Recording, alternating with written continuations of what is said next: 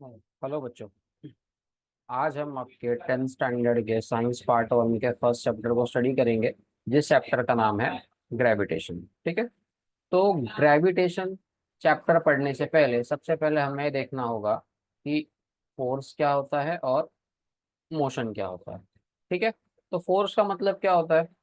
Any external influence which causes displacement. मतलब for example, आपके पास ये कोई एक ऑब्जेक्ट है। ठीक है। ये फिलहाल रेस्ट पे पड़ा हुआ है। ठीक है। If you want to move it, अगर आपको इसको इसकी जगह चेंज करानी है, इसको यहाँ से मूव कराना है, तो आपको क्या लगाना पड़ेगा? इसके ऊपर बाहर से एक फोर्स अप्लाई करना पड़ेगा। ठीक है। जो बाहर से फोर्स अप्लाई कर रहे हैं वो आपका क्या है? External influence. और ये ऑब्जेक्ट अभी यहाँ पर है, आपके फोर्स लगाने के बाद ये कहाँ पर आ जाएगा?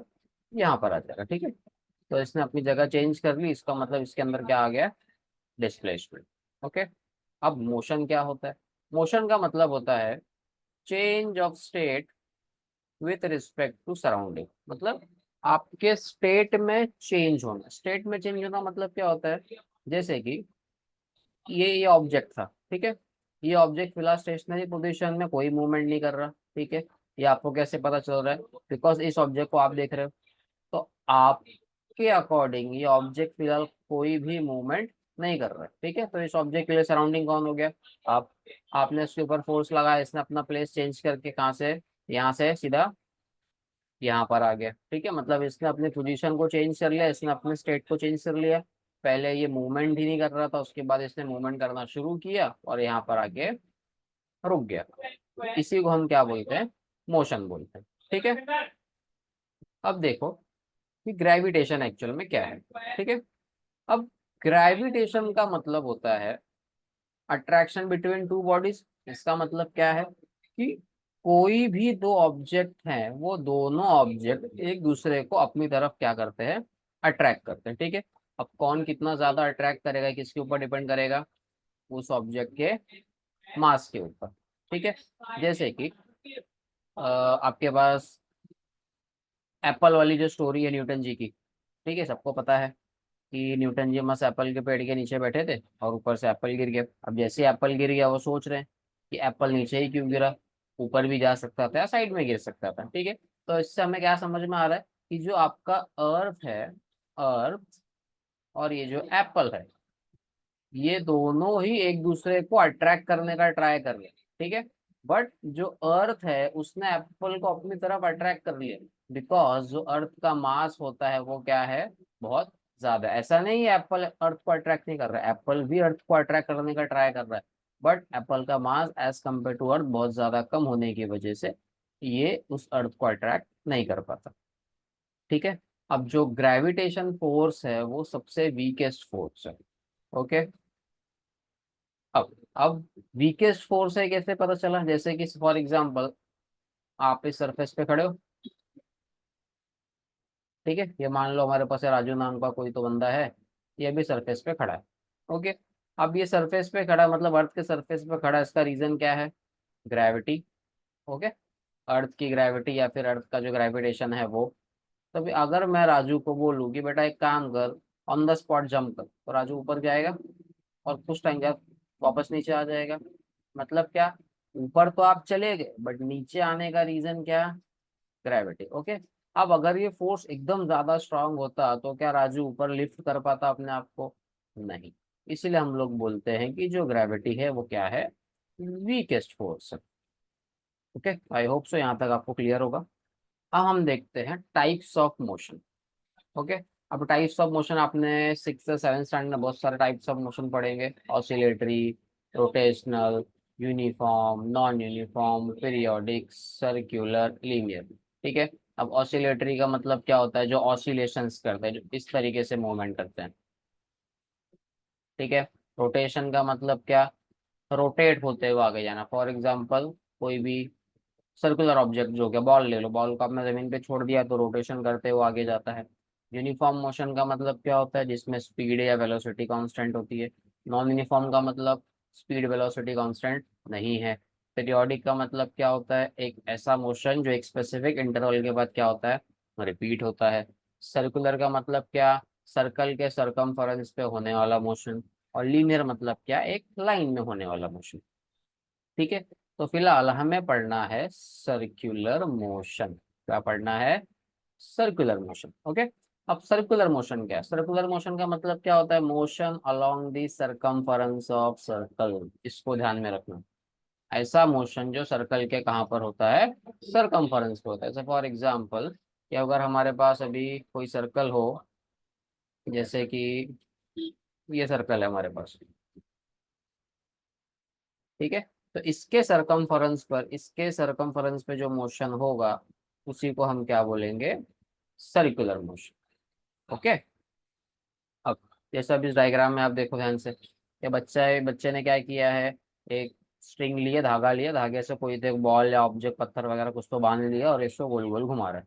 तब जब भी गोल गोल घूम रहा है तो इसने एक सर्कुलर पाथ को कवर किया, सर्कुलर पाथ को ट्रैवल करना शुरू कर दिए, तो इसी को हम क्या बोलेंगे? Circular motion.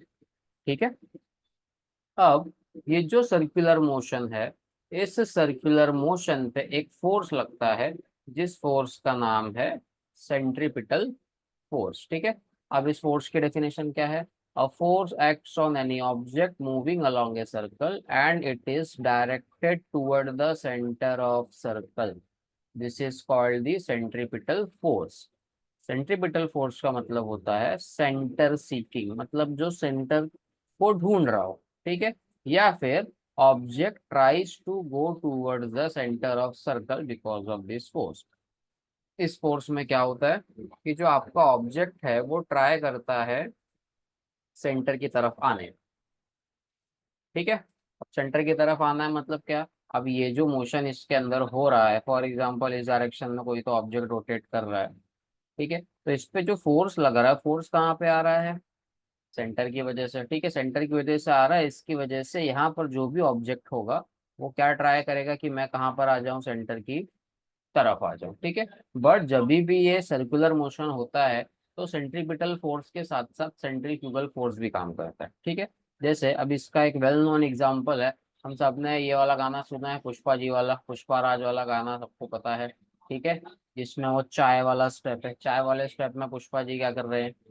चाय ली है उन्होंने और वो रोटेट कर रहे हैं उसको। ठीक है। जिसका रिजल्ट क्या? चाय नीचे नहीं आ रही। तो जैसे उस चाय को रोटेट कर रहे हैं उस पर क्या लग रहा है? Centripetal force. ठीक है। अब सेंट्रीपिटल फोर्स लग रहा है, बट जो चाय के अंदर जो चाय भरी हुई है, जो चाय के मॉलिक्यूल्स है, उस पर कहीं ना कहीं क्या लग रहा है? सेंट्रीफ्यूगल फोर्स, जिसका रिजल्ट क्या होता है? वो चाय नीचे नहीं गिरती। ठीक है। तो अब ये एक बॉलीवुड के साथ में हमारा साइंस का कंसेप्ट हो गया। तो ये जो है F = mv² अपॉन r, ये हमारा फॉर्मूला है किसका? सेंट्रीपिटल फोर्स का। ओके। तो ये सारी चीजें होने के बाद हमारे पास एक साइंटिस्ट हैं जिनका नाम है केपलर। केपलर जी ने बताया कि जो हमारे प्लैनेट्स होते हैं वो भी मोशन करते हैं। तो प्लैनेट्स का मोशन कैसे होता है, किस तरीके से होता है, उसके रिगार्डिंग उन्होंने आपको 3 लॉ दिए हैं। ठीक है। तो हम सबसे पहला लॉ पढ़ते क्या है। सबसे पहले लॉ का नाम है, फर्स्ट लॉ बोला जाता है इसको। ठीक है। इसका स्टेटमेंट क्या है? The orbit of a planet is an ellipse with sun at one of the focus. क्या बोल रहा है? किसी भी प्लैनेट का जो ऑर्बिट होता है वो क्या होता है? इलिप्स। अब इलिप्स क्या होता है? ठीक है। इलिप्स क्या होता है? आप सभी ने ये देखा होगा,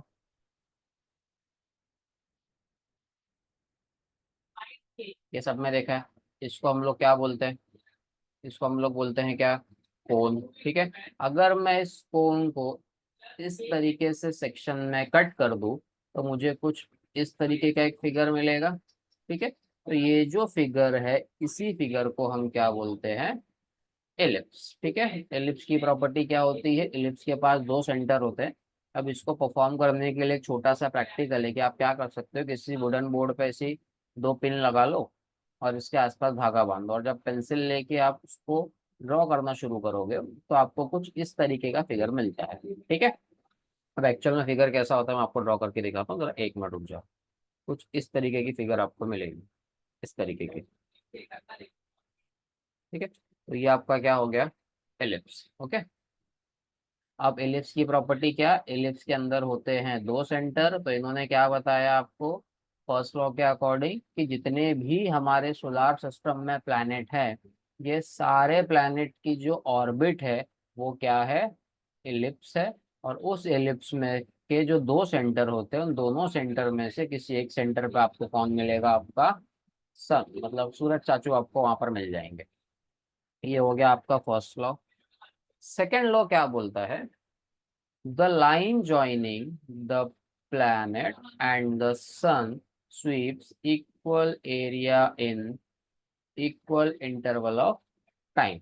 लॉ में क्या बोल रहा है कि जैसे ये आपके पास एक इलिप्टिकल ऑर्बिट है, यहाँ पर ये आपका सन है, ठीक है। मान लो प्लैनेट पहले यहाँ पर था, फिर प्लैनेट यहाँ पर आ गया, ठीक है। उसके बाद आपने देखा प्लैनेट मेरा यहाँ है, फिर प्लैनेट आ गया यहाँ पर, फिर प्लैनेट यहाँ है, फिर प्लैनेट आ गया यहाँ पर। तो इस लॉ के हिसाब से क्या है कि अगर आप सन से लेके प्लैनेट तक एक लाइन ड्रॉ कर रहे हो और ये चेक करने का ट्राई कर रहे हो कि इस प्लैनेट ने कितना एरिया कवर किया, तो जब जब आप ये लाइंस को ड्रॉ करके इस एरिया को चेक करने जाओगे, तब आपको ये समझ में आएगा कि ये जो प्लैनेट है हर बार क्या कर रहा है? इक्वल एरिया को स्वीप कर रहा है, और उस एरिया को कवर करने में जो लगने वाला टाइम है वो भी सबके लिए क्या है? सेम है, ठीक है। अभी ऐसा क्यों होता है? ऐसा होने का एक नॉर्मल सा है, बेसिक सा रीजन है कि जो प्लैनेट की जो वेलोसिटी है इस इलिप्टिकल ऑर्बिट में, वो कांस्टेंट नहीं है। कभी वो वेलोसिटी थोड़ी सी इंक्रीज हो जाती है, कभी वो डिक्रीज हो जाती है। ये होने का रीजन क्या है? ये होने का रीजन है हमारे सन के थ्रू लगने वाला ग्रेविटेशनल फोर्स, ठीक है। तो जब हमारा प्लैनेट सन के नजदीक होता है तो ग्रेविटी ज्यादा लगती है, जिसका रिजल्ट क्या? जो स्पीड है प्लैनेट की, जो वेलोसिटी है प्लैनेट की, थोड़ी सी बढ़ जाती है। लेकिन जब हमारा प्लैनेट सन से दूर चले जाता है तो ग्रेविटी का अमाउंट कम हो जाता है और उसकी स्पीड थोड़ी सी क्या हो जाती है? कम हो जाती है, ठीक है। तो ये हो गया आपका सेकेंड लॉ। उसके बाद आते हैं थर्ड लॉ पे। थर्ड लॉ क्या है? थर्ड लॉ क्या बोल रहा है? The square of its period of revolution around the sun. कोई भी प्लैनेट है, प्लैनेट सन के आसपास रिवॉल्व कर रहा है, तो जो उसको टाइम पीरियड लग रहा है उसका हम क्या लेने वाले हैं? स्क्वायर। वो होता है डायरेक्टली प्रोपोर्शनल। क्या होता है? डायरेक्टली प्रोपोर्शनल किसके? Cube of the mean distance. क्या बोला है? मीन डिस्टेंस का जो क्यूब होता है उसके। अभी पहली बात तो आप बोलोगे मीन डिस्टेंस क्या है? मीन डिस्टेंस क्या है, इसको जरा ध्यान से समझते देखो। अभी अगर किसी भी प्लैनेट की ऑर्बिट सर्कुलर होती, तो हमें पता है सर्कल का रेडियस क्या होता है? सेम होता है, तो आपको एक स्पेसिफिक रेडियस मिल जाएगा। बट अभी फिलहाल हमारे पास जो प्लैनेट है उसकी ऑर्बिट तो एलिप्टिकल है, और सन जो है आपका किसी एक सेंटर पे, जिसका रिजल्ट क्या है? प्लैनेट की सन से जो दूरी है, जो डिस्टेंस है, वो आपको हर बार क्या मिलने वाला है? अलग अलग मिलने वाला। बट मुझे तो एक वैल्यू चाहिए। एक वैल्यू कैसे निकाली जाएगी? तो उस एक वैल्यू को निकालने के लिए हम लोग क्या यूज करते हैं? मीन। इस मीन को आप लोग एवरेज भी बोलते हो, ठीक है। तो लॉ क्या बोल रहा है? T square directly proportional to r cube. इस आर क्यूब को आप उठा के यहाँ ले आओ तो आपको क्या फॉर्मूला मिलेगा? T square upon r cube equals to k, which is constant. Okay, मतलब टाइम का square divide by mean distance का जो क्यूब है वो आपको हमेशा क्या मिलने वाला है? कांस्टेंट। अब इस फॉर्मूले का यूज आपको फिलहाल 10th स्टैंडर्ड में तो नहीं है, बट जब आप 11th 12th में जाओगे, आप साइंस लोगे और फिजिक्स पढ़ोगे, तो इस फॉर्मूले का यूज करके हम ये पता कर सकते हैं कि अगर कोई दूसरा प्लैनेट है, उसको रिवॉल्यूशन करने में इतना टाइम लग रहा है तो डिस्टेंस कितना होगा? अगर आपने डिस्टेंस बढ़ा दिया तो कितना टाइम लगेगा? मतलब इसको हम एक कंपैरिजन फॉर्मूला के टाइप में यूज करते हैं, और दूसरे प्लैनेट को लगने वाला टाइम और उसका रेडियस क्या कर लेते हैं? कैलकुलेट कर लेते हैं, ठीक है। अब हमारे पास नेक्स्ट टॉपिक आता है Newton's universal law of gravitation. Okay, अब ये Newton's universal law of gravitation हमें क्या बताता है हम वो देखते हैं, ठीक है। अभी केपलर ने जो ये स्टडी दी, जो लॉ दिया हम लोगों को, उन्होंने लॉ तो दे दिया बट इसके पीछे का रीजन उनको नहीं पता, ठीक है। तो ये केपलर्स के लॉ ने कहीं ना कहीं न्यूटन को अपनी थ्योरी देने के लिए क्या किया है? हेल्प किया है। तो उन्होंने जो यूनिवर्सल लॉ ऑफ ग्रेविटेशन की थ्योरी दी है उसमें क्या दिया है, चलो फिलहाल वो देखते हैं। ओके, तो इस थ्योरी के अकॉर्डिंग सबसे पहला पॉइंट क्या है? Every object in universe attract every other object. मतलब इस यूनिवर्स में जितने भी ऑब्जेक्ट है सब एक दूसरे को क्या करते हैं, अट्रैक्ट करते हैं, ठीक है। चाहे वो कोई भी दो ऑब्जेक्ट हो, ठीक है। फॉर एग्जाम्पल आपके पास टेबल है, टेबल के सामने मान लो टीवी रखा हुआ है। तो ये दोनों ऑब्जेक्ट एक दूसरे को क्या कर रहे हैं, अट्रैक्ट कर रहे हैं। बट आप बोले कि सर अगर अट्रैक्ट कर रहे हैं तो आपस में आ जाने चाहिए, एक दूसरे के नजदीक आ जाने चाहिए। बट ऐसा क्यों नहीं होता? ऐसा ना होने का रीजन क्या होता है? इन दोनों के बीच में जो फोर्स लग रहा होता है वो इतना ज्यादा माइन्यूट, इतना ज्यादा छोटा होता है, जो इन दोनों ऑब्जेक्ट्स को मूव करने के लिए कैपेबल नहीं होता। तो अट्रैक्शन तो हो रहा है, बट जो फोर्स की वैल्यू है वो बहुत ज्यादा क्या होती है, कम हो जाती है। ओके। तो अब सेकंड पॉइंट क्या है? Force is directly proportional to product of masses. Okay, तो ये जो फोर्स लग रहा है वो किसके प्रोपोर्शनल होता है? जो दो आपके पास ऑब्जेक्ट है उन दोनों के प्रोडक्ट के प्रोपोर्शनल होता है। सेकंड स्टेटमेंट क्या है? Force is inversely proportional to square of distance. अब ये जो दो ऑब्जेक्ट है आपके पास M1 और दूसरा M2, इन दोनों ऑब्जेक्ट के बीच में कोई तो डिस्टेंस होगा। तो जो दोनों के बीच में फोर्स लगेगा वो फोर्स इस डिस्टेंस के स्क्वायर के क्या होता है, इनवर्सली प्रोपोर्शनल होता है, ठीक है। तो हमारा फॉर्मूला कुछ इस तरीके से बनता है, F is directly proportional to M1 M2, inversely proportional to 1/d²। तो जब इन दोनों को आप क्लब करोगे तो कुछ इस तरीके का फॉर्मूला बनता है। ये जो प्रोपोर्शनैलिटी का साइन है हमें उसको हटाना है। तो मैथ्स के अकॉर्डिंग अगर आपको उसको हटाना है तो यहाँ पे एक कांस्टेंट को ऐड करना पड़ता है। तो जनरली हम लोग के ऐड करते हैं, बट हम यहाँ पे क्या ऐड करेंगे, जी ऐड करेंगे। इस जी को क्या बोला जाता है? यूनिवर्सल ग्रेविटेशनल कांस्टेंट, जिसकी वैल्यू होती है 6.673 into 10⁻⁻11 newton metre square kg inverse square. ये है आपका फॉर्मूला। तो अगर अब आपको किसी भी दो ऑब्जेक्ट के बीच में लगने वाले फोर्स को काउंट करना है तो आप इस फॉर्मूले का यूज कर सकते हो। अगर आप इस फॉर्मूले का यूज करोगे तो आपको पता चलेगा कि जो दो ऑब्जेक्ट आपके सामने है वो कितने ज्यादा माइन्यूट फोर्स को अप्लाई करते हैं दूसरे के ऊपर, ठीक है। तो ये जो फोर्स है ये फोर्स एक्चुअल में किसके लिए, ये फॉर्मूला जो है, ये जो फॉर्मूला है वो किसके लिए एप्लीकेबल है? जिसका मास बहुत ज्यादा है, ठीक है। जैसे आपका अर्थ हो गया, अब मून हो गया। तो अभी मून जो है अर्थ के आसपास घूम रहा है, इसका मतलब अर्थ कहीं ना कहीं उसके ऊपर क्या लगा रही है, फोर्स लगा रही है, ठीक है। हम पूरा सोलर सिस्टम सन के आसपास घूम रहे हैं, इसका मतलब क्या, सन कहीं ना कहीं सभी प्लैनेट्स के ऊपर क्या लगा रहा है, फोर्स लगा रहा है। तो कौन सा प्लैनेट के ऊपर कितना फोर्स लग रहा है आप इस फॉर्मूले का यूज करके कैलकुलेट कर सकते हो। डोंट वरी, इस चैप्टर में जो न्यूमेरिकल है फॉर्मूले के ऊपर बेस्ड वो हम सब करेंगे, ठीक है। अब इस फॉर्मूले के बेस पे ना तो आपके बोर्ड एग्जाम में ना 1 मार्क के क्वेश्चन आते हैं कभी कभार। क्या क्वेश्चन आते हैं? If mass is doubled then force is also doubled.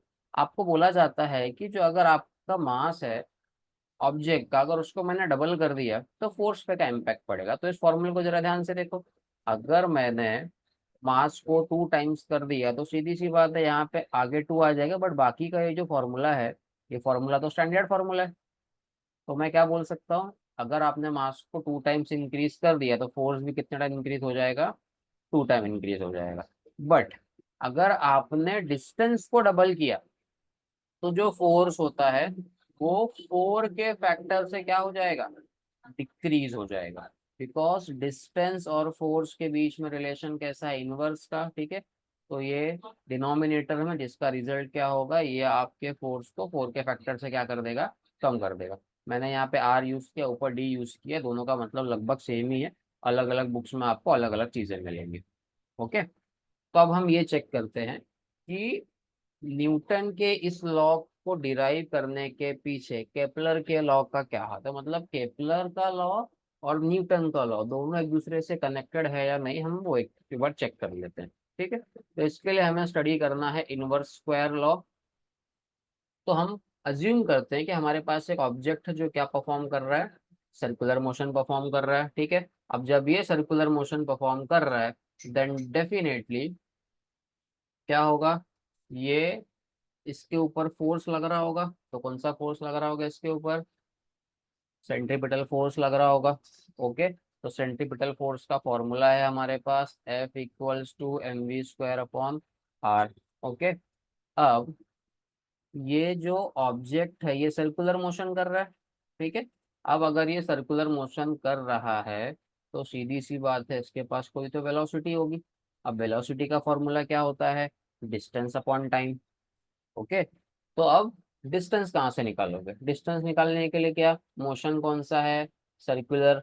Circular motion की डेफिनेशन स्टार्टिंग में हमने क्या पढ़ी थी, याद है क्या, क्या डेफिनेशन था कि जो मोशन सर्कल के सरकमफेरेंस पे होता है, तो सीधी सी बात है डिस्टेंस में क्या आ जाएगा, सर्कल का circumference which is your 2 pi r. और टाइम को आप यहाँ पे कैपिटल टी लिया, मैंने यहाँ पे स्मॉल लिया, कोई भी ले लो कुछ फर्क नहीं पड़ता। तो वेलोसिटी क्या आ गई, 2 pi R divide by T. Okay. अब हम क्या करेंगे, ये जो मेरा 2 है इसकी वैल्यू को पुट कर देंगे 1 के अंदर। तो जरा देखो यहाँ पे क्या हो रहा है, F equals to M v² होता है, तो v की वैल्यू क्या है, 2 पाई आर/टी² divide by R equal to, सारे वैल्यूज का जो भी है स्क्वायर करेंगे तो कुछ इस तरीके से होगा, m इंटू 4, 2 का स्क्वायर 4, पाई का पाई², आर का r², नीचे t², और ये r साथ में आ जाएगा। ठीक है। तो अब हम क्या करेंगे, हम इस फॉर्मूले में कुछ भी कैंसिलेशन नहीं करेंगे। मैं क्या करने वाला हूँ, मैंने क्या किया, मैंने ऊपर भी r का मल्टीप्लाई कर दिया, जिसका रिजल्ट ये r² क्या बन गया, r³। और नीचे भी r का मल्टीप्लाई कर दिया, जिसका रिजल्ट जो सिंगल r था वो क्या बन गया, r²। थोड़ा सा अरेंजमेंट करने के बाद हमें एक ये चीज मिलती है, इसको जरा ध्यान से देखो, ये जाना पहचाना लग रहा है कि आपने देखा है इसको कहीं, r³ अपॉन t²। ठीक है। इसको मैं थोड़ा सही कर देता हूँ। अभी कुछ देर पहले हमने पढ़ा t² upon r³ equal to constant. ये क्या है हमारा थर्ड लॉ, किसका थर्ड लॉ, कैपलर का थर्ड लॉ। ओके। तो अगर मैंने इसको रिवर्स कर दिया है तो सीधी सी बात है इसकी वैल्यू क्या आ जाएगी, 1/k। तो मैं इसको 1/k से रिप्लेस कर देता हूँ। तो देखो जरा क्या मिलता है, m इंटू 4 इंटू पाई² into 1/k and divide by r²।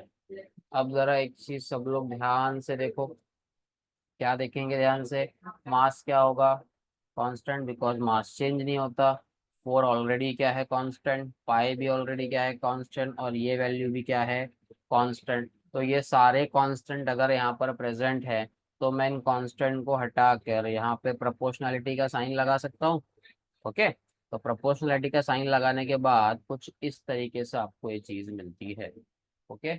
और मुझे लग रहा है यही है हमारा क्या, इनवर्स स्क्वायर लॉ। तो इस तरीके से आपका न्यूटन का यूनिवर्सल ग्रेविटेशन लॉ और आपके केपलर के लॉ दोनों एक दूसरे से क्या है, कनेक्टेड है। ठीक है। तो अभी हमने आपके फर्स्ट चैप्टर का एक पार्ट कंप्लीट कर लिया है। नेक्स्ट वीडियो में हम क्या देखेंगे कि अर्थ के ऊपर ग्रेविटेशन क्या है, कैसे यूज होता है, फ्री फॉल क्या है, ठीक है, और ग्रेविटी का इम्पैक्ट कौन से लेवल पे कैसा, मतलब जो ग्रेविटी है उसकी वैल्यू चेंज होती है क्या, ये सारी चीजें हम नेक्स्ट लेक्चर में पढ़ेंगे। और उसके बाद इस चैप्टर के अंदर जो न्यूमेरिकल होते हैं हम उसको भी सॉल्व करेंगे। ठीक है। तब तक आप इस वीडियो को देख लीजिए, इसके प्रॉपर नोट्स बना लीजिए। ओके। चलिए, थैंक यू।